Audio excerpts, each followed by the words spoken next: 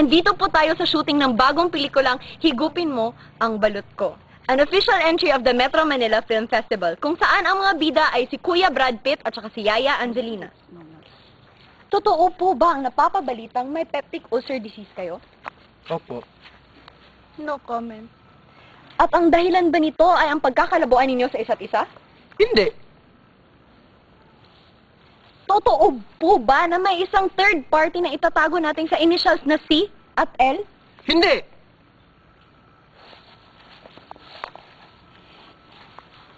Hindi na ba kayo kumakain dahil sa problema niyong ito? Aba, sino mang may sabing hindi kami kumakain na tingnan mo nga ang katawan namin? Napakalaki masyado. Di ba? Kayo na ang bahalang humusga. Back to studio.